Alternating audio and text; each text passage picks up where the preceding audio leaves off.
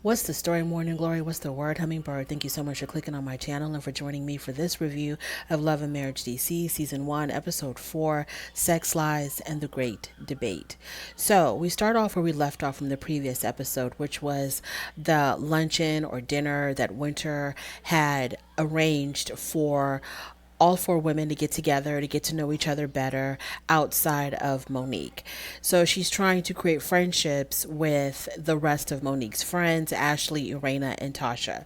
Well, Ashley made it very clear that she does not need any more friends and that she is willing to possibly consider being an associate of Winter, but not necessarily a friend of Winter because it takes a lot for her to consider someone an actual friend. So, Winter's like, okay, whatever, I can dig it.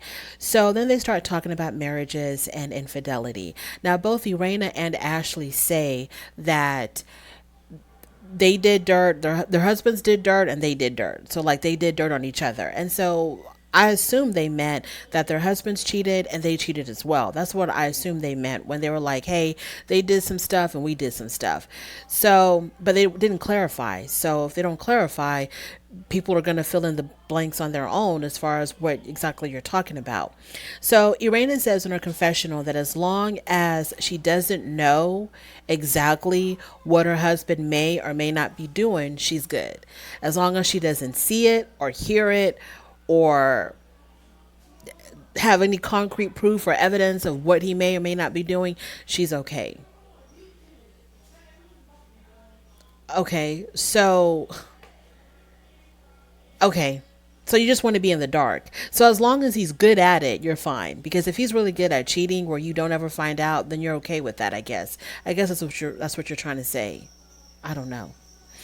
Moving on to DJ Quick and Ashley. So Ashley goes to see Quick's manager and tells Quick's manager that he needs to scale down the number of events that Quick is scheduled for because she says that Quick is overworking himself.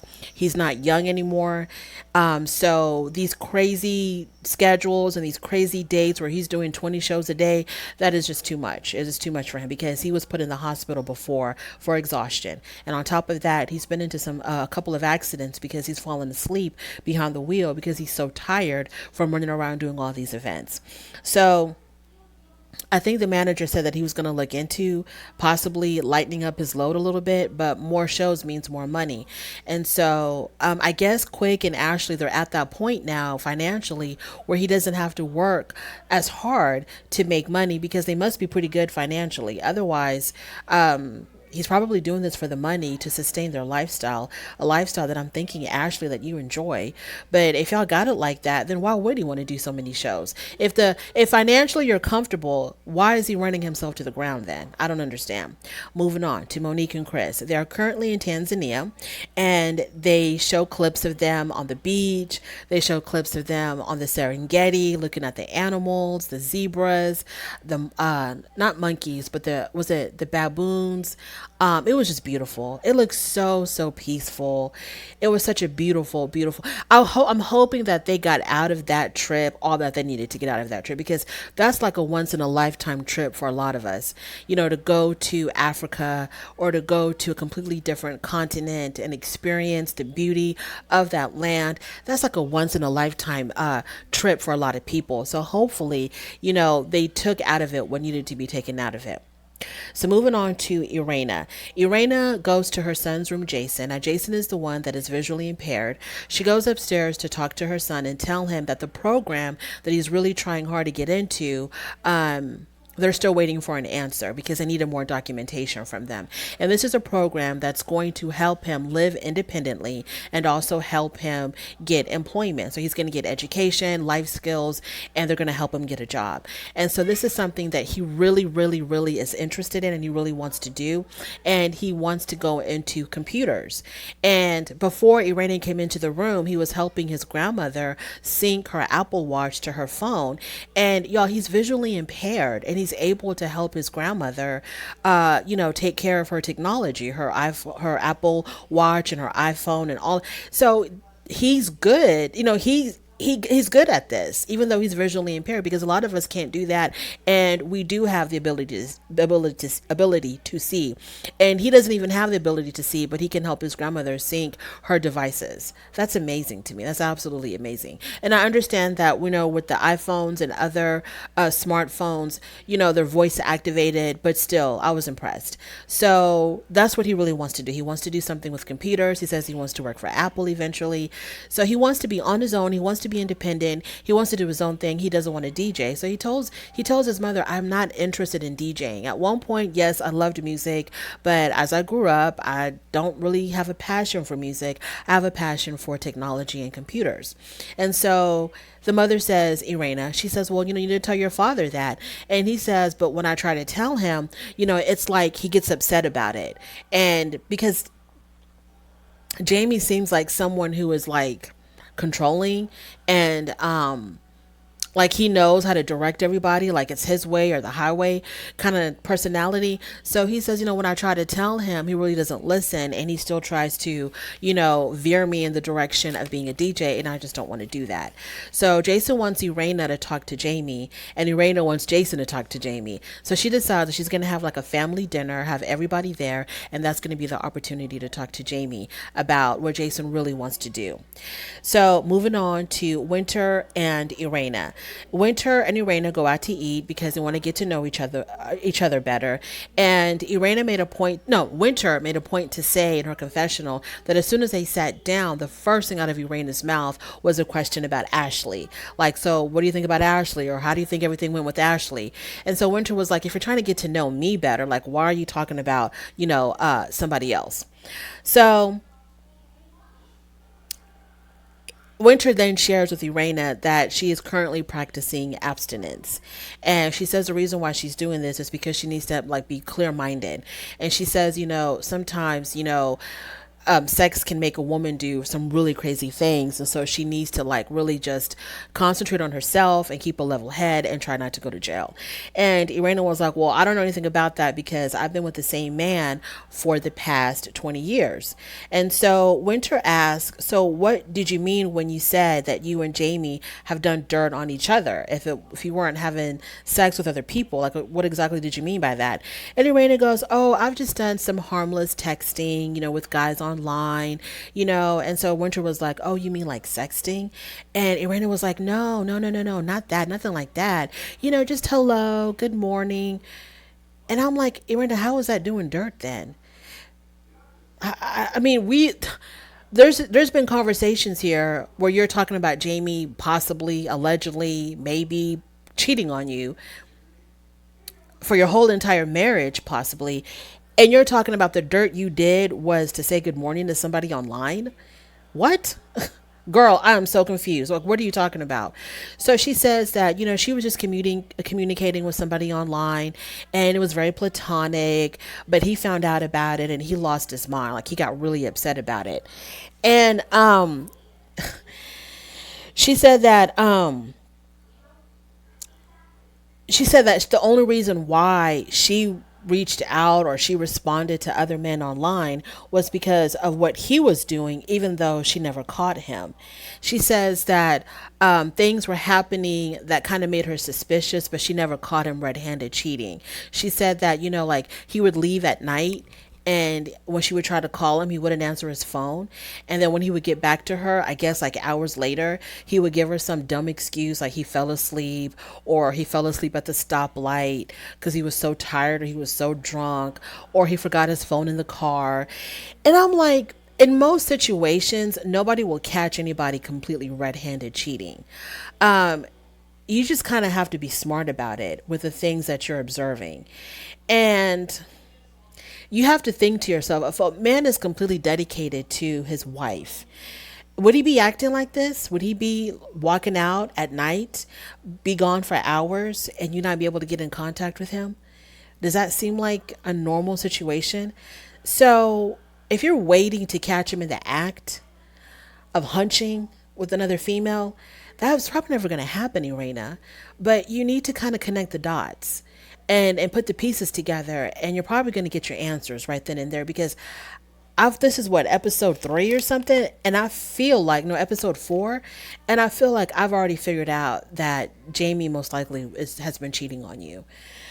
And every time she talks about her marriage and the issues in her marriage, she always says, well, our issue was infidelity. But I never caught him cheating, though. I've never caught him doing anything, though.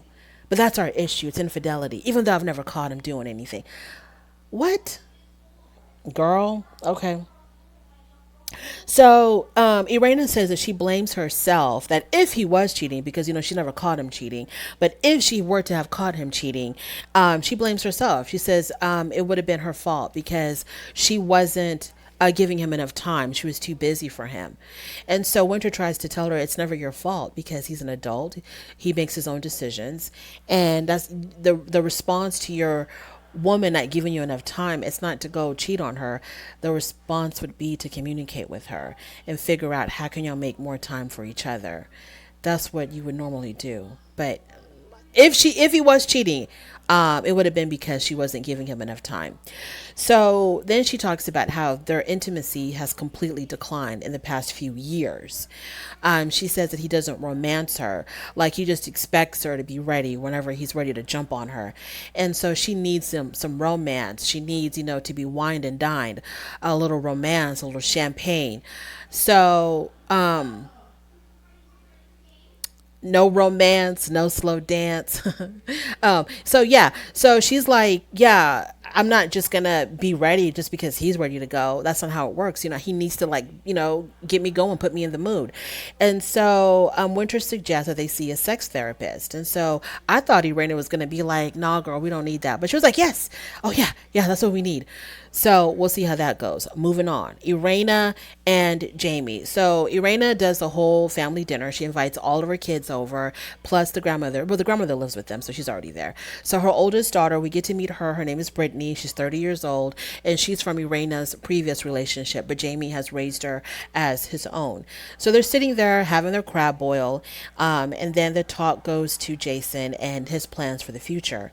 And Jason says that he really doesn't want to. In his confession, and plus, Jason in his confessional was looking fly. He had on his dark sunglasses or his dark shades, his suit. He was looking so fly in that confessional. But anyways, so Jason, in the confessional, he says that he didn't want to talk about his future plans in front of the whole family because he wanted it just to be one-on-one with his dad. And I could see why. Because as soon as he told them, or as soon as Irena had announced that Jason doesn't want to DJ, he wants to go do computers. He wants to go to school, get his education, and do computers. The whole family was like, why not? What's wrong with DJing? It's easy money. You can get the girls when you DJ. Because his brother was like, why wouldn't you want to DJ? Because all the girls love the DJ because you can play all the songs that they want, and girls love the DJ, and you can get girls by DJing. And it seems like Jason's on a whole nother plane from Little Jamie. Little Jamie, that's why you're for the streets. That's the reason why you are for the streets, because Jason is talking about elevating himself. Okay, he wants to work for Apple. He wants to do computers. He wants to live independently. He wants to make something of himself. And here you are talking about, getting girls. Like, there's more to life than that, Little Jamie. That's why you're for the streets. So, Big Jamie was like, huh? You want to do what? And he's like, yeah, I want to go to school. I want to do my education. That's my, I think he said that's my plan B, because plan A was DJing. He doesn't want to do that. So now he's moving on to plan B. And Jamie's like, no, school is plan A. But what happens if that don't work out? What you going to do? And so he's like, well, I don't know, because that's what I really want to do. And so Big Jamie was like, well, if the school thing ain't going to work out, then you need to go to that DJ school and be a DJ. And I'm just like, why do y'all want him to be a DJ so bad? Like, Dad, if you want to be a DJ, don't live vicariously through your son. You go to that DJ school and you go be a DJ. I mean, damn, you can do that. You're not too old. Just go ahead and be a DJ. But for him to push that on his son, it was really sad to watch. And so he really was like upset that Jason does not want to be a DJ and doesn't want to go to this damn DJ school, because Jamie was like, well, I tried. I did the best I could. I tried. But if that's not what you want to do, then ain't got nothing else to say about it. You make your own decisions. Okay, your visually impaired son just told you that he wants to do computers. He wants to do something for himself. He can completely revolutionize the whole tech industry by making it more accessible to people who have impairments. And here you are pooping on it. Like it's a horrible idea. Like, what? Anyways, that was really sad to watch. Then the daughter, Brittany was like, well, I'm glad that Jason brought this up because I really wish that I would have said something like that sooner because y'all were pushing me to go do something that I really wasn't interested in, and I didn't want to do that, and I could have been doing what I really wanted to do. I could have been pursuing my own dreams. And so they asked her, well, Brittany, what did you want to do? She's like, well, I don't know. I never had a chance to figure it out because y'all are busy pushing me to go do something else. I was trying to make y'all happy by doing what y'all wanted me to do, which she still didn't say what it was. So it seems like this family, Jamie is very, very controlling, and his kids are going to do what he wants them to do regardless. And maybe that's the reason why little Jamie is so rebellious. Maybe because his father was like pushing him and pressuring him to live a certain kind of way or to do something that he really didn't want to do. And so he just rebelled and was like, I'm out of here. So Brittany said that, you know what, technology is exactly where it's at. And, and then Big Jamie also says something to Jason. He's like, "Well, until you're waiting for your program, until you're approved from your program, what are you going to be doing? What are you going to do in the meantime? You could be DJing in the meantime until you get accepted to that program."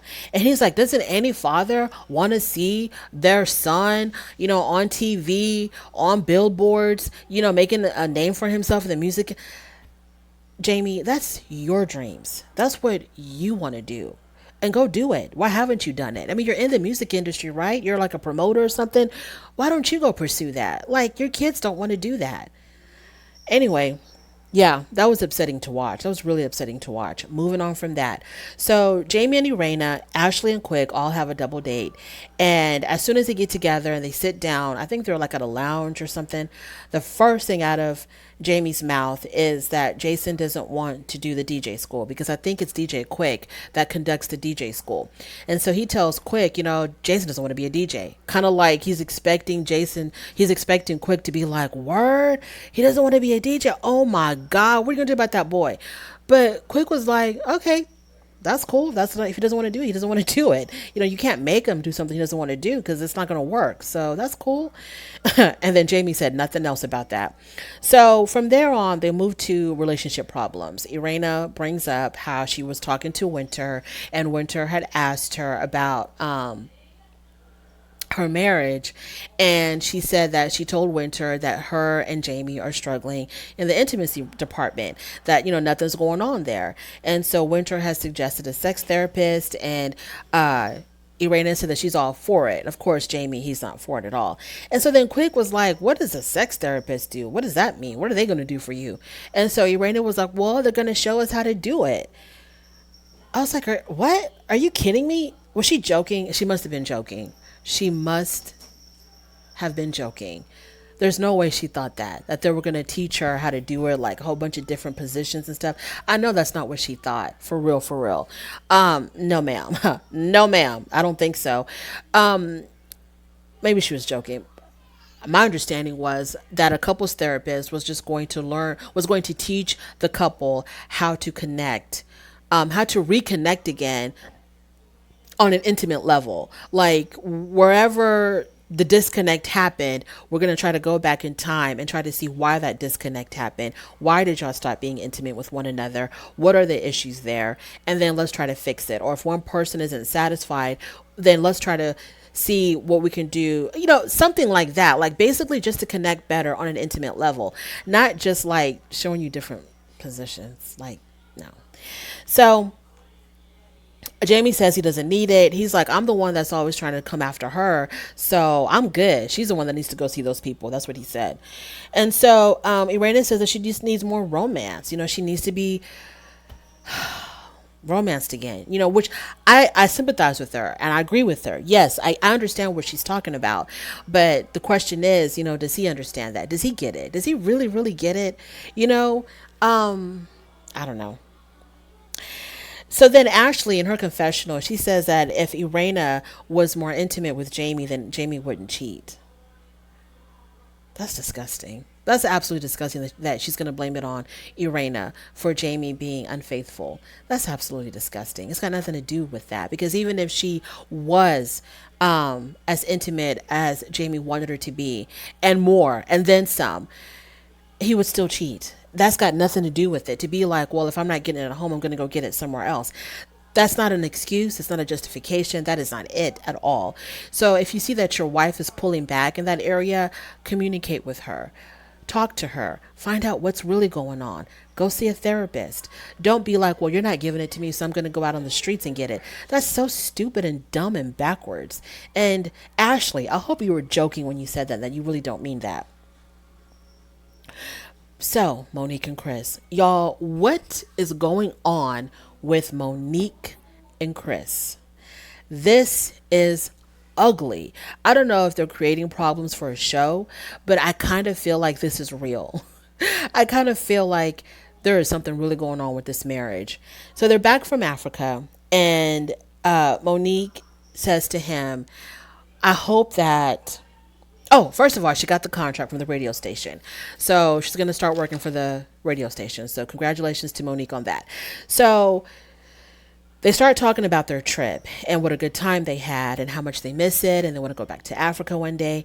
And then Monique tells him, or she asks him, did he have some type of like huge, profound moment? Because the trip was for them to reconnect. Of course, it was a vacation for the family and to have fun, but she was also hoping that it would help their marriage and help them reconnect again. And so she asked him, was there, if anything, kind of like went off in his mind that was eye opening about their marriage, about life in general, about anything at all? And he was like, nah, not really. And so Monique was like, of course. You're so surface. You're just so surface. You're not, you don't go look deep within. You don't search deep within yourself. And I don't know what the hell she's expecting from Chris, because a lot of guys, I feel like, are not going to give you these deep, philosophical, soul searching, eye opening type of answers when you're trying to have a conversation about them on like a metaphysical level or whatever the hell. It's just not going to happen for a lot of guys. You want him to be like, yes, when I was in Africa and I was watching the sun rise over the Serengeti, it made me reflect back to the day that we first met and the sunshine that I saw in your eyes as we exchanged our vows at the altar. And I just was like so struck by the love that I have for you. It's not going to happen, Monique. It doesn't work like that. 99% of these relationships, that's not what you're going to get. So he was like, yeah, I'm not there yet. He says, we're on this journey, the spiritual journey. And he said that we're on a spiritual journey. So, which is telling me that he is trying, he is attempting to go deeper, to search further than just basically the surface level stuff that she keeps on complaining about. Like, he's trying, but his mind cannot bend and fold in all the different ways that hers can. And it's okay. And sometimes the simplicity of it all sometimes could be the beauty of it all. Just the fact that this man loves you, cares for you, wants to take care of you, provides for you. Maybe that's all you really need, Monique. And he's not out there cheating. He's not being abusive. He's not whatever the hell, like abandoning you emotionally. I don't know exactly what you're looking for, Monique, but the fact that he's even trying, that he's even on this journey with you, because a lot of guys would have been like, you can take that damn journey by yourself. Go hiking alone. I don't need it. But he's willing to do the journey with you, but he's just not at the level that you're at. And that's okay, girl. Give him time. He'll eventually be there, because she gives him all these assignments. You got to write this, you got to write in your journal, and you got to write a letter to your younger self, and you got to write a letter to the future us, and you got to do this. And a lot of guys just not like that. So she gets really frustrated with him, and she's like, she tells him, I want you to be more vulnerable. And Chris tells her that his journey is different from hers, and there's nothing wrong with that. And in the confessional, they start bickering really bad. They bicker really bad in their confessional. It's like embarrassing to watch. And so she's telling him about how, you don't go deep enough or whatever, and you've built up all these walls. And he's like, you built up walls too. And she's like, yeah, because of you. And I'm just like, wow, this is awful. Y'all are arguing like this on camera? This is bad. And so because she feels like he's not responding on some deeper level, and that he's just giving her one word answers, and his answers are not profound enough, they're not deep enough, she decides that she's just going to shut down and she's just going to stop talking. And so he asked her a question about, like, when is your mom going to come? And she doesn't answer. And he's waiting for her to answer, and she's like, "Oh, I don't know." And she's completely shut down. So then he looks around at the camera crew and he's like, "Well, I guess we're done with this scene." And he gets up and he leaves and he walks away. Monique. Monique. There's something going on in this marriage.